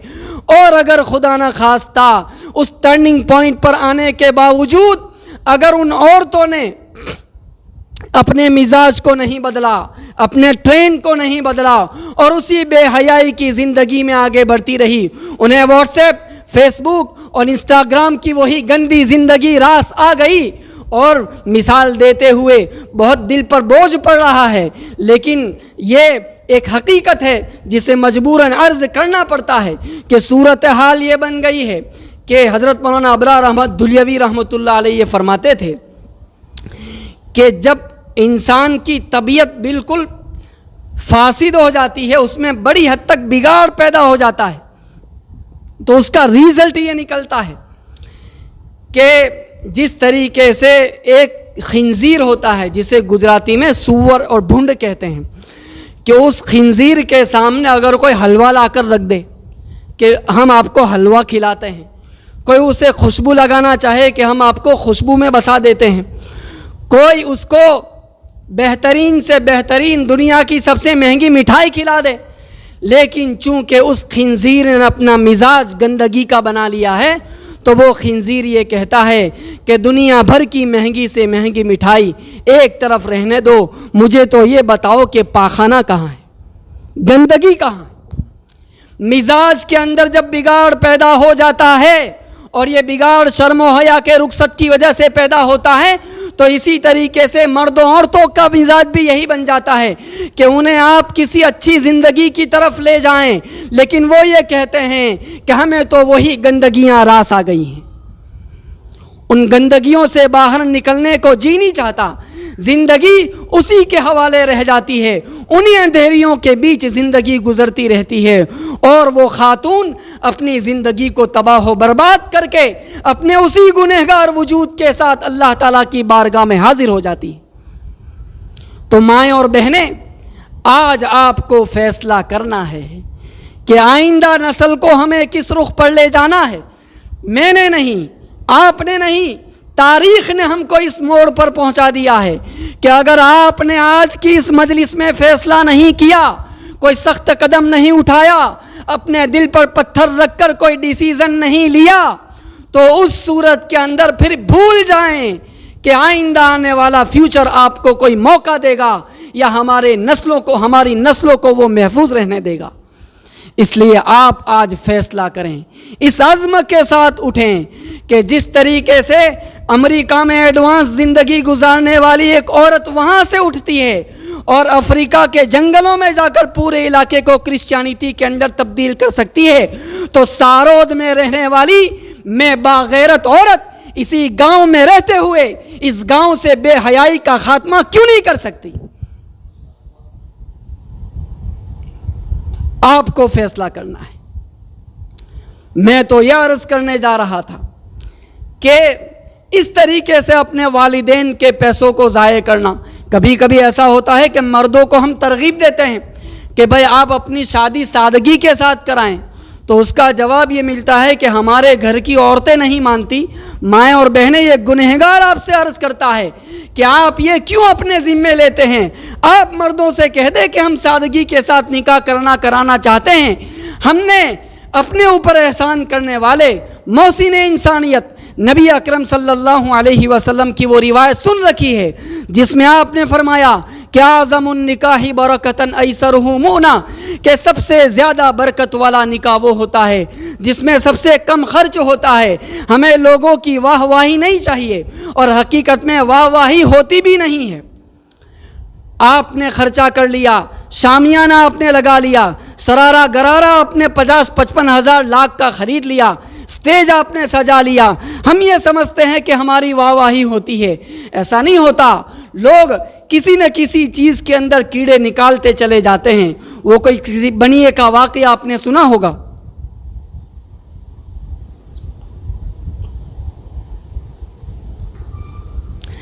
کہ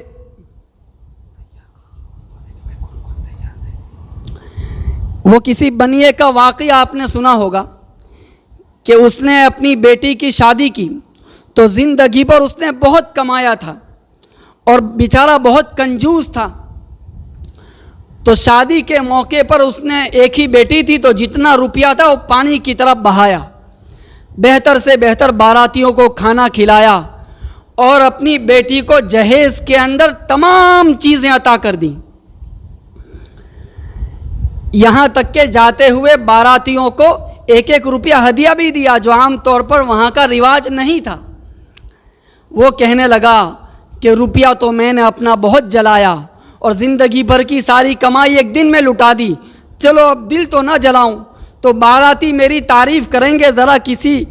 جھاڑی جھنکار میں چھپ کر اپنی تعریف تو سن لوں تاکہ روپیہ جلانے کا غم ہلکا ہو جائے۔ وہ بیٹی کو رخصت کرنے کے بعد جلدی سے کسی دوسرے راستے جھاڑی کے اندر اس جگہ چھپ گیا جہاں سے بارات گزرنی تھی۔ اب اس زمانے میں بیل گاڑوں کے اندر باراتیں آتی جاتی تھی، بارات گزرنے لگی۔ اب خدا کا کرنا یہ ہوا کہ جہاں یہ چھپا ہوا تھا اور بارات کو گزرنا تھا وہاں کیچڑ زیادہ تھا، تو بیل گاڑیاں روک دی گئیں۔ تو پوچھا گیا کہ بھائی یہاں کیچڑ زیادہ ہے، گاڑیاں گزر نہیں سکے گی۔ اچھا، لڑکی کے باپ نے بہت زیادہ سامان جہیز کے اندر دیا ہے تو جہیز کے اندر پھاوڑا تلاش کرو کہ پھاوڑے سے کیچڑ ہٹایا جائے۔ اب جو سامان کی تلاشی لی گئی تو ہر جگہ تلاش لیا لیکن سب کچھ پایا گیا، پھاوڑا ہی نہیں ملا۔ گجراتی میں اسے پاوڑو کہتے ہیں۔ تو سارے باراتی گالیاں دینے لگے کہ کمبخت کتنا کنجوس ہے، اپنی بیٹی کو جہیز میں دینے کے لیے اسے پھاوڑا بھی نہیں ملا۔ تو اس وقت بنیے کا دل دھک سے رہ گیا۔ اس سے یہ بات معلوم ہوتی ہے کہ لوگ کبھی خوش نہیں ہوں گے، کبھی واہ واہی نہیں ہوگی، لیکن اتنی بات ضرور ہے کہ آپ نے اگر ایسی شے خرچیاں کر لی اور اپنے گھر کے لوگوں کا روپیہ پانی کی طرح بہا لیا اور سادگی کے دائرے سے آپ باہر چلے گئے، تو اتنا ضرور ہے کہ نبی اکرم صلی اللہ علیہ وسلم کی برکت کے وہ وعدے جو آپ صلی اللہ علیہ وسلم نے سادگی کے اوپر فرمائے تھے، اس برکت سے ہماری اور ہمارے بچوں کی شادیاں محروم ہو کے رہ جائیں گی۔ اب شادی بیاہ کے خرچوں کے نتیجے میں آپ کی خدمت میں عرض کرتا ہوں کہ کیسا منظر واقع ہوتا ہے۔ باپ بیٹی کو رخصت کر رہا ہے، مسلمان باپ بیٹی کو رخصت کر رہا ہے اور بیٹی سے کہتا ہے کہ میری بیٹی، جس طریقے سے آج اس گھر میں تیرا آخری دن ہے، اسی طریقے سے تیرے باپ کا بھی آج اس گھر میں آخری دن ہے۔ بیٹی تعجب کی نگاہوں سے باپ کو گھورتی ہے کہ اب باپ کیا فرما رہے ہیں؟ باپ کہتا ہے کہ میری بیٹی، تیرے جہیز کا سامان تیار کرنے کے لیے تیرے شادی کے خرچے میں تیرے باپ کو یہ گھر بیچ دینا پڑا ہے۔ اب جب کبھی تو آئے گی تو اپنے باپ کے ساتھ کسی کرائے کے گھر میں ٹھہرے گی۔ آج تیرے ساتھ ساتھ تیرا باپ بھی اس گھر سے ہمیشہ کے لیے رخصت ہو کے جا رہا ہے۔ مائیں اور بہنیں، یہ حالات ہیں جہاں تک ہم نے اس معاشرے اور سماج کو پہنچا دیا ہے۔ نقشوں کو تم نہ جانچو، لوگوں سے مل کے دیکھو کیا چیز جی رہی ہے، کیا چیز مر رہی ہے۔ अगर इस वक्त आपने उस पर ब्रेक नहीं लगाई तो आने वाला दौर इससे ज्यादा खतरनाक होगा। इसलिए आज की मजलिस का ये सबसे पहला पैगाम यहां से लेकर उठें कि इस हया व पाक दामनी का जो सबसे पहला तकाजा आपके सामने आता है वो ये है कि आप अपने वजूद के आसपास ऐसी प्रोटेक्शन वॉल बनाएं कि किसी पराए मर्द के साथ गुफ्तगू, उसके साथ ताल्लुक, ये तो बहुत दूर की बात है। हजरत थानवी रहमतुल्लाह अलैह ने लिखा है और ख़ास तौर पर मुसलमान औरत का मिजाज लिखा है कि गैरतमंद मुसलमान औरत ऐसी होती है कि अपने शोहर के अलावा किसी अजनबी मर्द का ख्याल और तसव्वुर आ जाने को भी अपने लिए गुनाह समझती है। उसके साथ पेंगे बढ़ाने, उसके साथ ताल्लुकात बढ़ाने की बात तो बहुत दूर रह गई। मर्द की तबीयत के अंदर एक गैरत होती है, शोहर की तबीयत के अंदर सेंसिटिविटी ज़्यादा होती है। इस वजह से आप सल्लल्लाहु अलैहि वसल्लम ने मर्द की गैरत का लिहाज किया। क्या फरमाया कि जिन मर्दों के घर में आने को तुम्हारा शोहर पसंद न करता हो उनको अपने घर में ना आने दो। अपने मर्द के बिस्तर के ऊपर किसी पराए मर्द को कभी ना बिठाओ।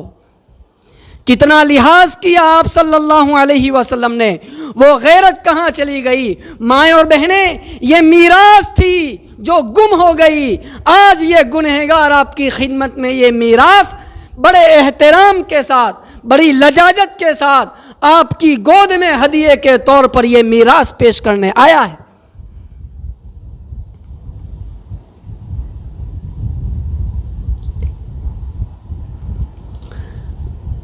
तो कुरान कहता है हाफिजातुल लिल गैब, ये औरतें ऐसी होती है कि शोहर की गैर मौजूदगी में उसके माल की हिफाजत करती हैं, शोहर की गैर मौजूदगी के अंदर अपनी इज्जत की हिफाजत करती है, अपनी पाक दामनी की हिफाजत करती है, और इससे आगे बढ़कर शोहर की गैर मौजूदगी में अपने घर के राज की हिफाजत करती है। ये भी एक बड़ी बात है कि होता यह है कि किसी घर के अंदर कोई कजिया उठता है, कोई वाकया पेश आता है, कोई लड़ाई होती है, तो उसके नतीजे में घर की जो बातें हैं औरतें उसके ऊपर कंट्रोल नहीं कर सकती और उसका तज़किरा अपनी सहेली से कर दिया, अपनी फ्रेंड से कर दिया, अपनी पड़ोसन से कर दिया, अपनी किसी दूसरी रिश्तेदार से कर दिया, या कहीं वो पढ़ाती है स्कूल में तो जो उसकी को एम्प्लॉय है, जो टीचर है, उसकी सह कर्मचारी जिसे गुजराती में कहते हैं, उसके सामने उसका तज़किरा कर दिया। अब उससे बात बढ़ती है, बात फैलती है, पूरे ख़ानदान के ऊपर उसके नतीजे में नीलामी का बट्टा आता है, इज्जत नीलाम होती है, ज़िल्लत का बट्टा आता है और पूरा ख़ानदान उस ज़िल्लत से दागदार हो जाता है। तो कहा कि घर की हिफाजत और उसके राजों की हिफाजत, उसकी इज्जत जो होती है वो औरत के हाथ में होती है। और ये वो मिजाज है जो हज़रत अस्मा रज़ी अल्लाह तआला अन्हा ने आपका बनाया कि उन्होंने किस तरीके से अपने घर को संभाला। अबू बकर सारा कुछ असासा अपने साथ ले गए, माल घर में नहीं छोड़ गए। अबू कुहाफा कहते हैं कि अबू बकर तो सारा माल लेकर चला गया, वो नाबीना थे, कहने लगे हमारे लिए भी कुछ छोड़ा के नहीं। देखें औरतें किस तरीके से घरों को संभालती हैं। वो आई और उन्होंने एक बर्तन के अंदर या एक मटके के अंदर बहुत सारे कंकर पत्थर भरे, उसके ऊपर कपड़ा रखा और अपने नाबीना, वो आंखों से देख नहीं सकते थे, अपने नाबीना दादा के पास ले गई, उनका हाथ रखवाया और कहा कि देखिए अबू बकर तो हमारे लिए बहुत कुछ छोड़ के गए हैं। हालांकि वो खुद बयान करती हैं कि खुदाए पाक की कसम वो उस वक्त घर में कुछ भी छोड़ के नहीं गए थे। घर कैसे संभाले जाते हैं, किस तरीके से रिश्ते निकाह को निभाया जाता है, घर की इज्जत को घर में रखा जाता है, उसको नीलामी से बचाया जाता है, ये हजरत अस्मा रजी अल्लाह तआला अन्हा से सीखिए, जिसकी तरफ कुरान इशारा करता है कि हाफिजातुल लिल गैब, ये औरतें शोहर की गैर मौजूदगी में अपने पूरे घर के स्ट्रक्चर को, पूरे घर के निज़ाम को संभाले रहती है। ये औरत का हुनर होता है। इस वजह से हर राज की बात की हिफाजत करना, और इससे आगे बढ़कर कहूं तो बहुत सारे फसादात समाज में इस वजह से वजूद में आते हैं कि उसका चर्चा होता है, उसका तज़किरा किया जाता है, चली है के रास्ते से बात आगे बढ़ती रहती है। वो कोई लड़का मार्केट के अंदर लड़का चल गई कहकर बहुत तेज़ी से दौड़ा तो दुकानों के शटर पड़ गए, दुकानें सारी बंद हो गई, बाजार में भगदड़ मच गई, लोग परेशान कि आखिर हो क्या गया। बहुत दूर चलकर जब वो लड़का किसी की पकड़ में आया तो किसी ने कहा कि बेटा क्या चल गई, कोई कह रहा है गोली चल गई, कोई कह रहा है तीर चल गया, कोई कहता है बंदूक चल गई, हुआ क्या है। लड़का बड़ी मासूमियत से कहने लगा कि हकीकत में अम्मी जान ने मुझे 10 का नोट दिया था, वो 1-2 जगह से फटा हुआ था, वो एक दुकान में गया नहीं चली, दूसरी दुकान में गया नहीं चली, लेकिन तीसरी दुकान में गया तो चल गई। मैं तो इसी की खुशी में दौड़ रहा था ये कहते हुए कि चल गई। तो इसी तरीके से होता है कि एक बात किसी ने अपनी तरफ से कह दी, अब वो अफवाहों का बाजार उसके नतीजे में ऐसा गर्म हो जाता है कि एक ऐसी बात जो बिल्कुल बनगढ़ंत होती है, जिसका शरीयत के अकीदे से कोई ताल्लुक नहीं होता, और वो बिल्कुल इस तरीके से जैसे हिंदुओं के यहाँ एक तस्वुर चला आता है कि आत्माएं भटकती है, तो इसी तरीके से वो अफवाहें भटकती रहती हैं। मुसलमानों का अकीदा ये है कि मरने के साथ रूहें अल्लाह तबारक व तआला की बारगाह में हाजिर हो जाती हैं और अल्लाह ताला उनके बारे में कोई फैसला कर देता है, उन रूहों को वहाँ महफूज कर लिया जाता है। तो खैर, मैं तो ये बात आपकी खिदमत में अर्ज़ करने जा रहा था कि घर के राज़ों की हिफाजत करना, अगर कहीं नाउज़ुबिल्लाह कोई नेगेटिव वाक़या पेश आ गया, अब आपने उसको टॉक ऑफ दी टाउन बना लिया, आपने उसको चर्चा का विषय बना लिया और उसके नतीजे में उसके घर वालों को ताना देने लगे। अल्लाह की बंदियों, इस बात से कभी मुतमईन नहीं होना चाहिए कि आज किसी घर के अंदर कोई वाक़या पेश आया है तो वो मेरे घर में पेश नहीं आ सकता, इस बात से कभी मुतमईन नहीं होना चाहिए। और इस एंगल से कभी किसी के घर में इस तरह का कोई वाक़या पेश आया कि नाउज़ुबिल्लाह सुम्मा नाउज़ुबिल्लाह, किसी के बेटे ने कोई गलत कदम उठा लिया, किसी लड़की ने कोई गलत काम कर लिया, अब उसको तमाम महफिलों में उसको चर्चा का विषय बनाना और उसी को मौजू बनाए रहना, यह उस समाज को शोभा नहीं देता जिस समाज का मिजाज कुरान करीम ने हाफिज़ातुल लिल गैब बनाया हो कि वो तो राज़ों की हिफाजत करने वाले होते हैं, वो तो ऐबों को छुपाने वाले होते हैं। खुदा न खास्ता हमारी ज़बानों से अगर किसी का राज बाहर निकलता है, हम किसी के घर में पेश आने वाले किसी वाक़ये को तनकीद का निशाना बनाते हैं, उसको नेगेटिवली लेते हैं, उस पर टिप्पणी करते हैं, अल्लाह तबारक व तआला फरमाते हैं कि अगर किसी शख्स ने, नबी अकरम सल्लल्लाहु अलैहि वसल्लम ने इरशाद फरमाया कि अगर किसी शख्स ने किसी मुसलमान की इज्जत को नीलाम किया तो अल्लाह तबारक व तआला घर बैठे उसे रुसवा करके छोड़ेगा। अगर किसी ने किसी को किसी गुनाह के ऊपर आड़ दिलाई कि तुम्हारी बेटी ने ऐसा किया था, तुम्हारे बेटे ने ऐसा किया था, अगर आड़ दिलाई, अल्लाह अपनी गैरत की कसम खाता है कि जब तक तुझे इस गुनाह में मुब्तला नहीं करूंगा तब तक तेरी मौत नहीं आएगी। इसलिए हैपन इज हैपन, जो वाकया पेश आ गया उसे छोड़ें। बस हो सकता है गलती इंसान ही से होती है, हमें मरने के बाद यह हुक्म दिया गया है कि उन सब के लिए ईसाले सवाब करें, उनके लिए मगफिरत की दुआ करें, और हमें यह बात भी याद रखनी चाहिए कि उनके गुनाहों से अल्लाह की रहमत की चादर बड़ी है। इसलिए यकीनन अल्लाह ने उनकी बख्शिश और मगफिरत का सामान कर लिया होगा। उनकी नादानी की वजह से अल्लाह तबारक व तआला ने इंशाअल्लाह सुम्मा इंशाअल्लाह उन्हें बख्श दिया होगा। इसलिए अब उस फाइल को क्लोज करें, जिंदगी आगे बढ़ाएं, और अब तो ये सोचने का वक्त है कि आइंदा का प्लान क्या है, आइंदा के लिए इस तरह के वाक़यात पेश ना आए, आइंदा हम अपने बच्चों को, हम अपनी आने वाली नस्लों को महफूज रख सकें, उसके लिए हमारे पास क्या ब्लूप्रिंट है, ये इस वक्त तय करने की ज़रूरत है। और यही वो पुकार है जिस पुकार की बिना पर आपके गांव के फिक्रमंद उलमाए किराम ने आप सबको यहां आने की ज़हमत दी है।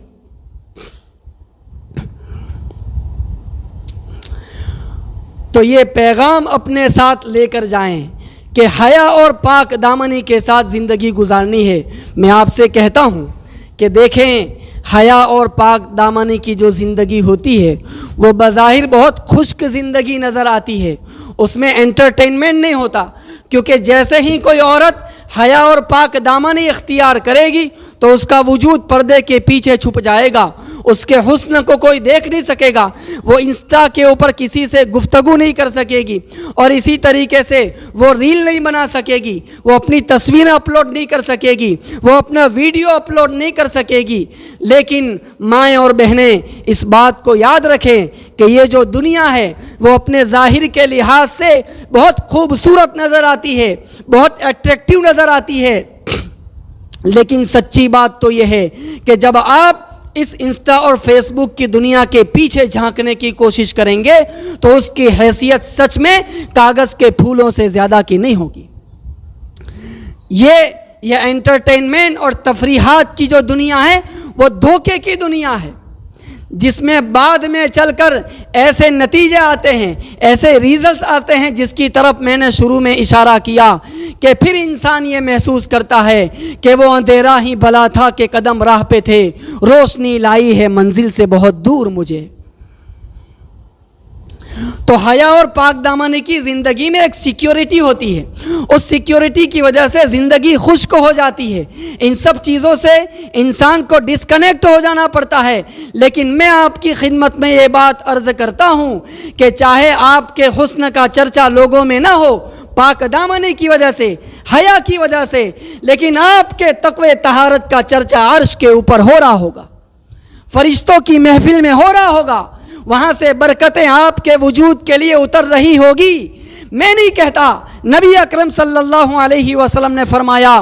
کہ الحیاء کلہ خیر، حیا اور پاک دامنی یہ کہ پوری کی پوری خیر ہے، یعنی حیا کے ذریعے سے خیر اور بھلائی کے علاوہ کوئی چیز نہیں آتی۔ یہ عورت کی زندگی کو برکتوں سے بھر دیتی ہے، سکون سے بھر دیتی ہے، اطمینان سے بھر دیتی ہے، اور اس کا ایفیکٹ آئندہ آنے والی نسلوں کے اوپر کیا پڑتا ہے۔ میں آپ کی خدمت میں عرض کرتا ہوں کہ کوئی اللہ والے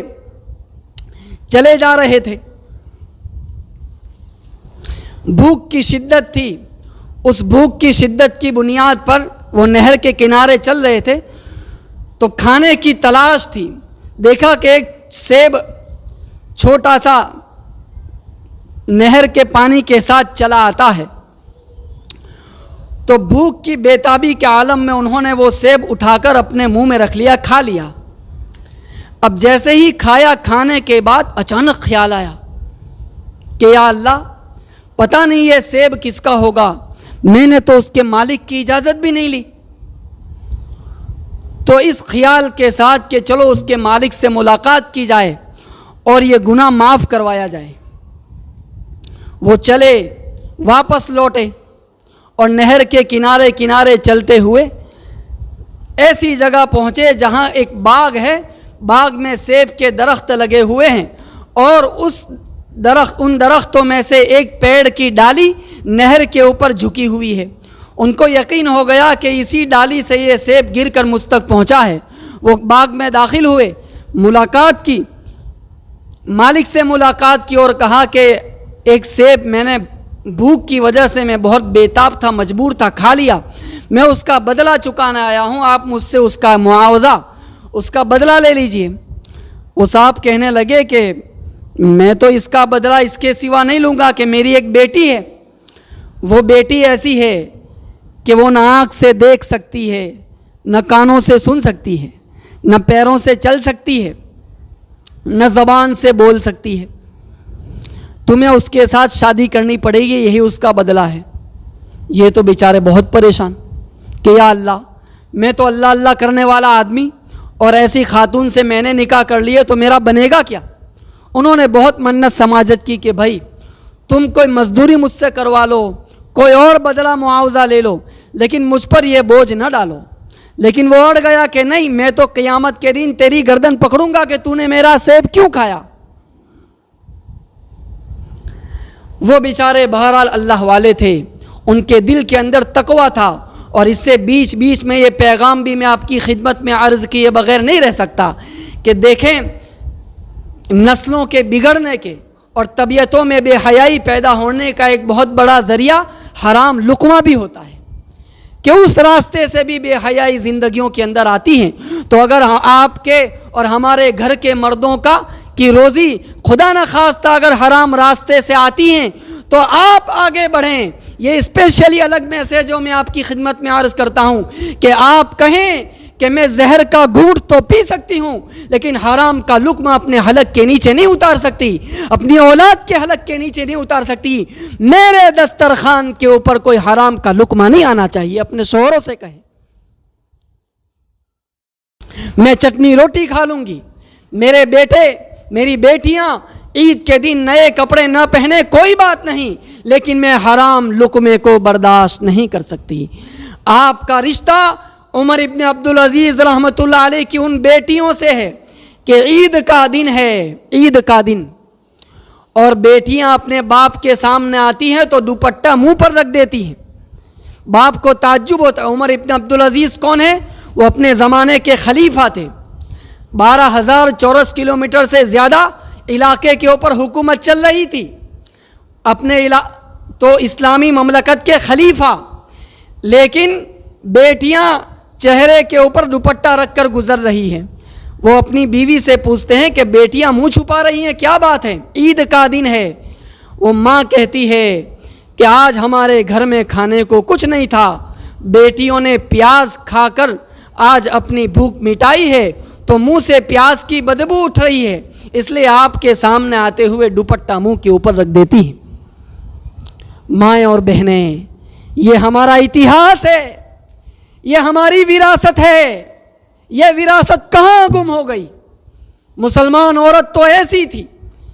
اس کا مزاج کب یہ بن گیا کہ حلال راستے سے آئے حرام سے آئے, بس میری فیشنز پوری ہونی چاہیے, میرا ہر شادی میں نیا ڈریس آنا چاہیے, اور ہر بیوٹی پارلر کے اندر ہر شادی میں میری ایک نئی ہیئر اسٹائل ہونی چاہیے. یہ مزاج ہمارا کس دور میں تھا جو اب بنتا چلا جا رہا ہے؟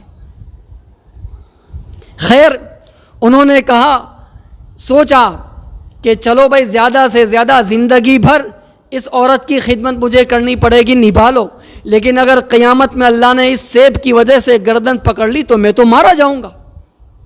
وہ راضی ہو گئے اور نکاح ہو گیا. اب جب وہ اپنی اس بیوی کے پاس جس کا کمرہ انہیں بتا دیا گیا تھا پہنچتے ہیں تو عجیب بات دیکھتے ہیں کہ وہ پیروں سے معذور بھی نہیں, اس کی آنکھیں بھی سلامت,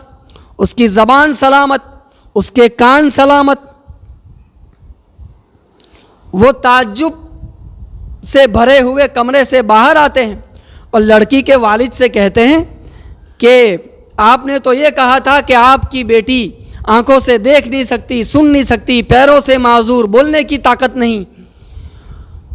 تو یہ کہنے لگے, وہ لڑکی کے والد کہنے لگے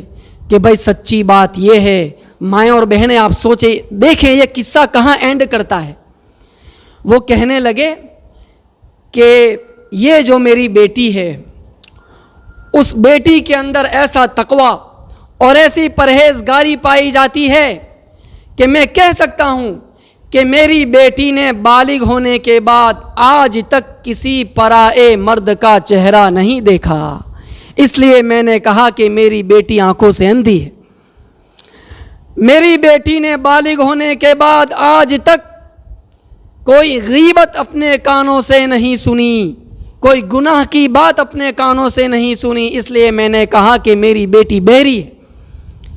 میری بیٹی نے بالغ ہونے کے بعد آج تک اپنی زبان سے جھوٹ نہیں بولا, غیبت نہیں کی, کسی کی عزت کو سرے بازار نیلام نہیں کیا, کسی کے راز کو نہیں کھولا, کسی کو تانا نہیں دیا, کسی کے دل کو نہیں دکھایا. اس وجہ سے میں نے کہا کہ میری بیٹی زبان سے گونگی ہے.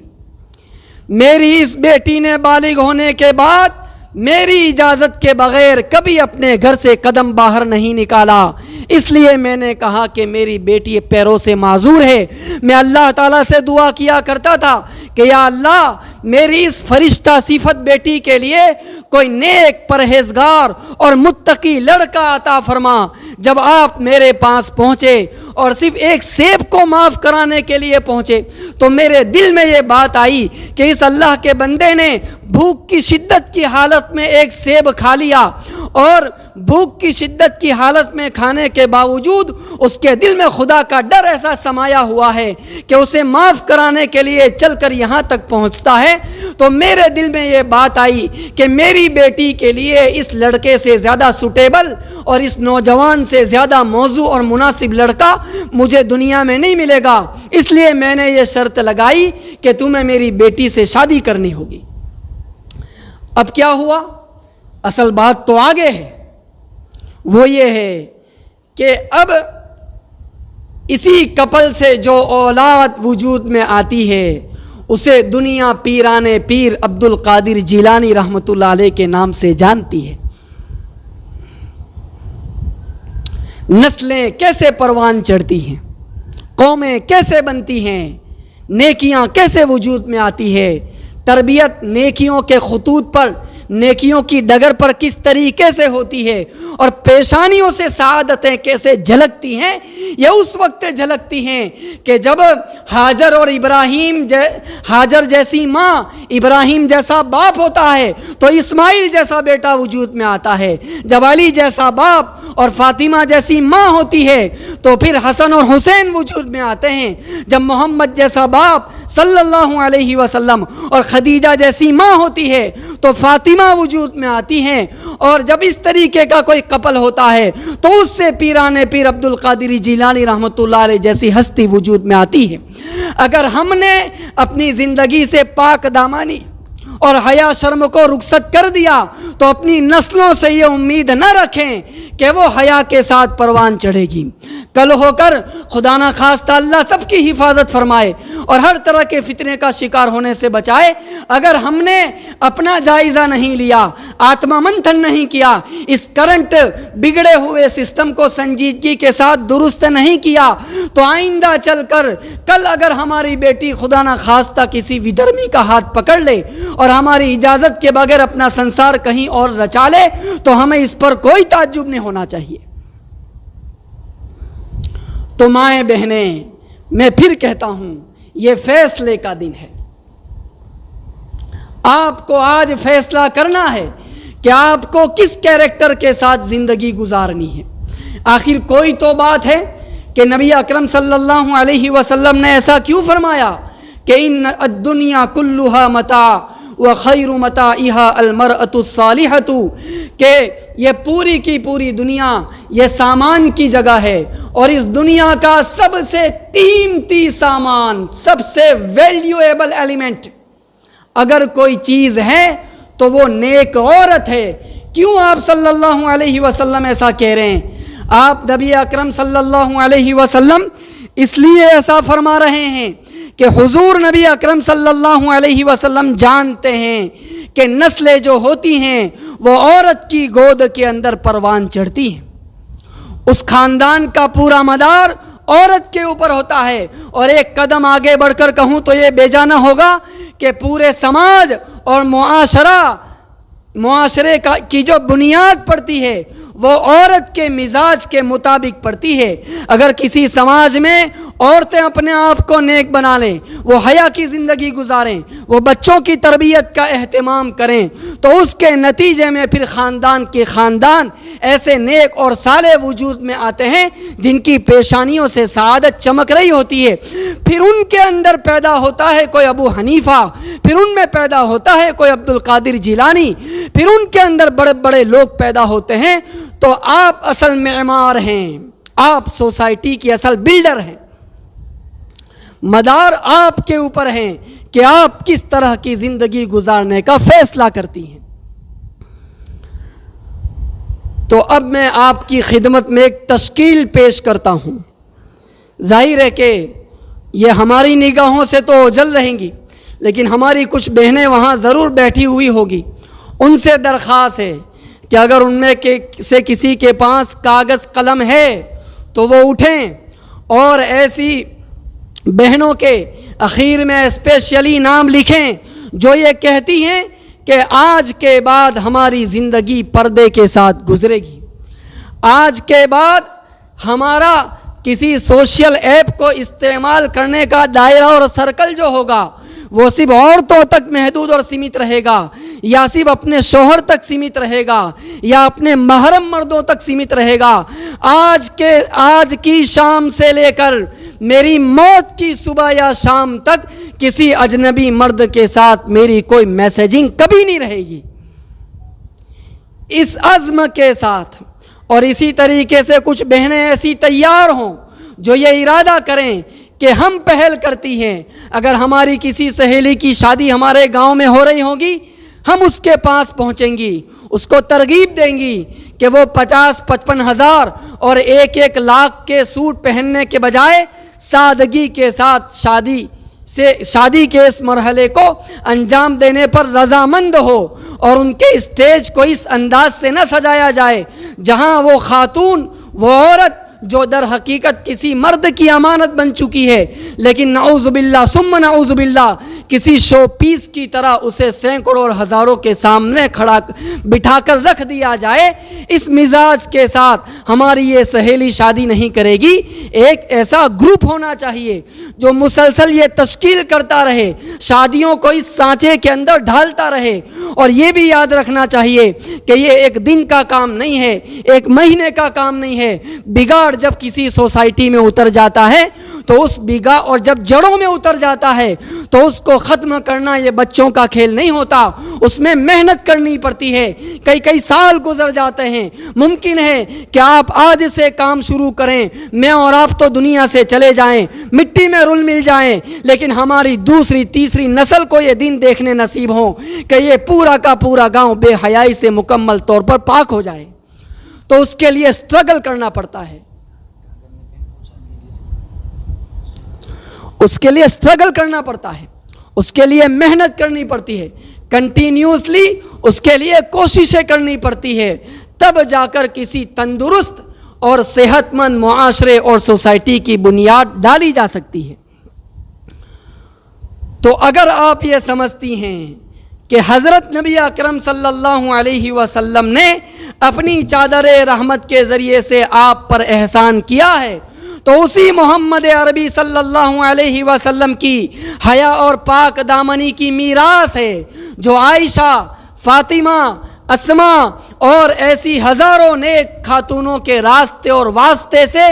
ہوتی ہوئی آپ کے پاس آج پہنچی ہے. آج آپ کو فیصلہ کرنا ہے کہ اس حیا و پاک دامنی کو آپ اپنی گود میں اٹھاتی ہیں, اپنے سینے سے لگاتی ہیں, اپنے دلوں میں اتارتی ہیں اور آئندہ کل سے اسی طرز کے ساتھ زندگی گزارنے کا آغاز کرتی ہیں, یا پھر یہ بھی اللہ تعالیٰ نے آپ کو آپشن دیا ہوا ہے, کوئی فرشتہ آ کر آپ کو حجاب نہیں پہنائے گا, کوئی فرشتہ آ کر اگر آپ کسی بیوٹی پارلر میں چلی گئیں کوئی فرشتہ وہاں سے آپ کو اٹھا کر نہیں لائے گا. اور اس سے آگے بڑھ کر کہوں میری ماں اور بہنیں, آپ اگر تنہائی میں ہوتی ہیں آپ کے والد کو پتہ نہیں چلے گا, آپ کے بھائی سے بھی آپ چھپا لیں گی, اور اسی طریقے سے آپ کے شوہر سے بھی آپ اپنی کوئی بات چھپا لے گی, اور نہ کوئی فرشتہ آ کر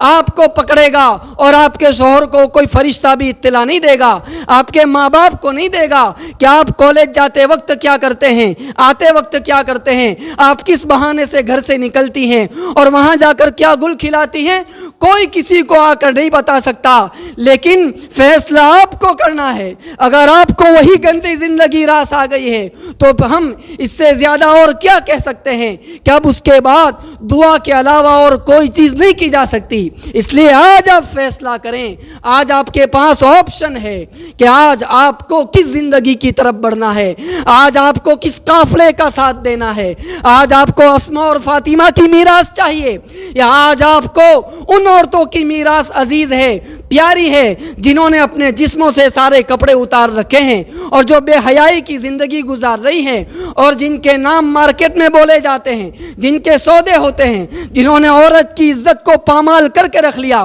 عورت کو ایک بکنے کی چیز بنا دیا, جنہوں نے کبھی عزت کے ساتھ جینے کا آپ کو موقع نہ دیا, آپ کے نام کو سوسائٹیوں کے اندر رسوا کیا. ان عورتوں کی زندگی آپ کو پسند ہے, ان کی میراث آپ کو پسند ہے, یا آپ کو فاطمہ اور اسما کی میراث پسند ہے؟ جی ہاں, یہی وہ اسما ہے جس اسما نے آپ تک میراث پہنچانے کے لیے کیا کیا ہے, وہ نبی اکرم صلی اللہ علیہ وسلم کا توشہ پہنچانے کے لیے غار ثور کے اندر جاتی تھی، جو کئی ہزار میٹر کے فٹ کی اونچائی پر پہاڑ کے اندر ایک گفا ہے، وہ اسما عورت ذات ہو کر وہاں پہنچتی تھی۔ ایک دن وہ وہاں سے آتی ہے، حضور غار ثور میں چھپے ہوئے، ابو جہل ملتا ہے، کہتا ہے بتاؤ تمہارے باپ اور محمد صلی اللہ علیہ وسلم کہاں ہے؟ انہیں پتا تھا، وہ بتانے سے انکار کرتی ہے۔ ابو جہل کرارا تماچا ان کے چہرے کے اوپر لگاتا ہے، لیکن یہ اسما اسی میراث کو آپ تک پہنچانے کی محبت میں اپنی زبان نہیں کھولتی ہے، وہ اس تماچے کو برداشت کر جاتی ہے۔ آج آپ کو حضرت اسما رضی اللہ تعالیٰ عنہ کے کھائے ہوئے اس تماچے کا واسطہ ہے جو آپ نے دین اور حیا کی میراث آپ تک پہنچانے کے لیے کھایا تھا۔ میں آج آپ کو اس سمیہ کا واسطہ دیتا ہوں، حضرت سمیہ رضی اللہ تعالیٰ عنہ جو اسلام کی سب سے پہلی شہیدہ ہیں، جن کو ابو جہل ملعون نے برچھا مارا، نیزہ مارا، چاقو مارا، جس کے نتیجے میں وہ شہید ہو گئی۔ اس سمیہ کے لیے بھی وکلپ تھے، اس سمیہ کے سامنے بھی آپشنز تھے، وہ دین کا انکار کر دیتی، آزادانہ زندگی گزارتی، اس پر کوئی زور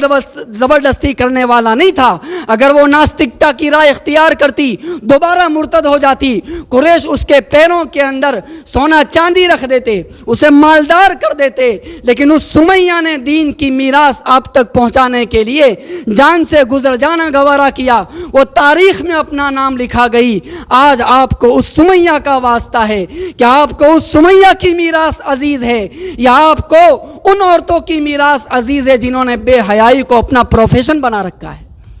اس سے زیادہ میں نہ کچھ کہنے کی سکت رکھتا ہوں، اور میں یہ سمجھتا ہوں کہ اگر آپ کے دل میں ایک مسلمان عورت کا دل ہے، اگر آپ